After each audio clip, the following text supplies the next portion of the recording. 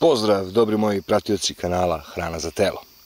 Došlo je vreme da izvadimo crni luk. Šta je važno kod uzgoja crnog luka? I šta je ono gde mnogi greše kod crnog luka, kao što sam ja u početku grešio, i tu grešku sam naravno ispravio. Prva i osnovna greška kod crnog luka je da nikada više ne sadite crni luk u proleće, već u poznu jesen. Dakle, kada ga sadite u jesen, nemojte saditi suviše rano dok je još uvijek mnogo toplo, jer će zeleni zaperci naravno izrasti mnogo i onda može sneg da ih polomi. Dakle, sačekajte da ta jesen onako fino udari, da se temperatura prilično spusti i onda posadite crni luk. Ogromna je razlika između luka posađenog u poznu jesen i onog luka posađenog u rano proleće. Naprimjer, očigledna razlika, vidite, iako su ovi zapreci još uvijek zeleni, mi ćemo luk brati. Dok od onog prolećnog luka, on je uglavnom onako osušen, nikakav i glavice su mnogostruko manje. Dakle, to je prvo i osnovno pravilo. Nemojte saditi luk u proleće, već u jesen. Kako da znate da li je luk spreman da se izvadi napolje? Pa vrlo prosto, vidite da su zapravo većina ovih zapera kada su oni svi polegli.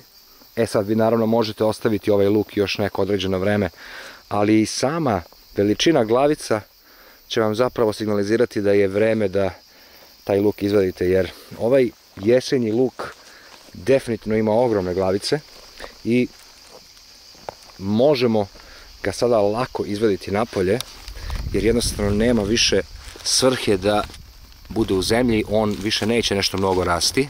Beži, mačko, beži, da to je moj luk. To je jasno, to je moj luk, ne mi goziš po luku. Dakle, on neće više mnogo rasti, može samo stajati u zemlji. Ono što je jako važno da znate, a to je da luk izvadite naravno posle jedno 5-6 dana velike vrućine, velike suše. Znači nikako ne vadite luk za vreme pre i posle neke ozbiljnije letnje kiše. Dakle, uvijek uvatite neki trenutak koji će biti zapravo u tom nekom sušnom periodu, kako bi se naravno luk mnogo lakše osušio, kako se ne bi natopio vodom i kako bi naravno mogao malo duže da opstane u skladištu. Dakle, naprimjer, neke lukove poput ovog, vidite, koji još uvijek je mali, još uvijek su mu listovi, zaperci svi ka gore, njega možete ostaviti poput, naprimjer, ajmo da kažemo i ovog. Ali svi ovi ostali koji su onako polegli i koji imaju velike glavice, možete ih slobodno vaditi bez ikakve bojazni. A pogledajte vi koja je razlika između jesenjeg luka. Čekaj, mačka, ćao. Koja je razlika između jesenjeg luka. Pogledajte vi kolika je to glavica. Prolećni luk nikada nećete dobiti ovoliku glavicu, znači ne postoji šansa. Dakle, osnovno pravilo je nemojte ga saditi u proleće, slobodno ga sadite u jesen. Ovdje sam zapravo pravio grešku, jer nisam na vreme uklanjao muške grane.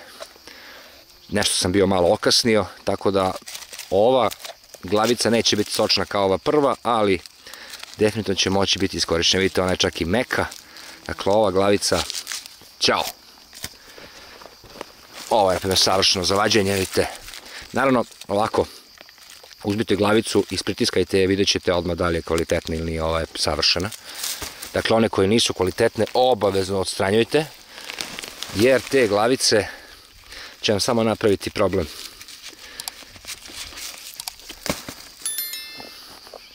Ove ćemo ostaviti, ova isto možemo da vadimo. Isto je onako čvrsta je, jaka je. Čvrsta, jaka, zadovoljavajuća. Dakle, to je isto jedan od važnih stvari. Dakle, kada vidite one muške, na primjer koji sam ja posle isekao ovde, dakle, čim ih ugledate, odmah ih kidajte od samog starta, nemojte čekati. Ja sam tu malo sačekao i Tako da se, na primjer, vidite, ovaj luk verovatno nije savršen kakav bi bio da sam je iskidao, ali vidite kolika je to glavica. Na primjer, dobra strana kod... vidite, sada je ovo jako, što bi se reklo, da čovjek ne zna šta da uradi, jer vidite, ovaj koji ima jako muško, vidite koliki je. Sad, šta je tu ispravno raditi? Dosta je tvrda, znači on je sastavljen iz više različitih lukova, praktično. Ali dobra je, kvalitetna je glavica. Ovaj možemo isto izvaditi. Jer dakle, svaku glavicu proverite da li je čvrsta. Jeste, iako je čvrsta, stavljate ono što ste naumili za, tad ima i malih. Zatim ovaj luk kad se naravno povadi, onda ga stavite u neku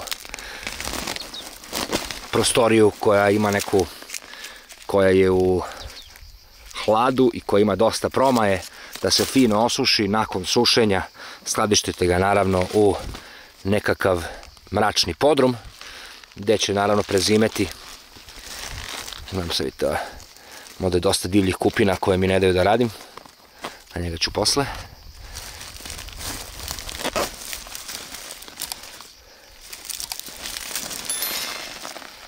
I ovo je čvrst. Dakle, luk je ove godine zaista dobro. Izgleda da mu je odgovarala ova klima slabašnih zima i isto tako slabog leta. Ovo leto je prilično slabo leto, ma koliko mediji pokušavaju da nam objasne kako je ovo najtoplije leto u posljednjih ne znam koliko godina, to nije istina. Ljudi koji žive u prirodi dobro znaju da je ovo leto jedno od sasvim običnih leta, niti mnogo vruće, niti hladno. Tako da, dobri moji, eto, postoje ta određena pravila luka, a to je sadite ga u jesen, dakle poznu jesen, kada temperature budu dosta niske, nemojte ga saditi u proleće.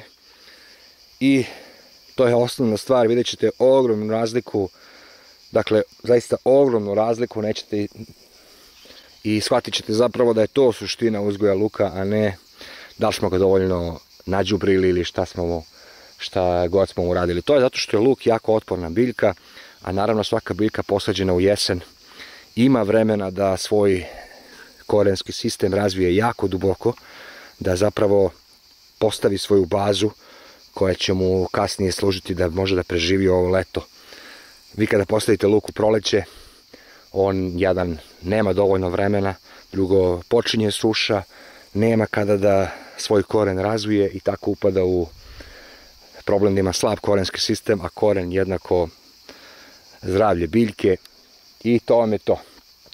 Što se tiče branja, dakle vidjet ćete i sami, dakle sav luk koji je polegao možete naravno vaditi iz zemlje i naravno veličina glavice, mislim nemate potrebe, iako on imate zelene listove kao što vidite, nema potrebe da on bude dalje u zemlji jer su to ogromne glavice. Pogledajte i veličinu ove glavice, mislim.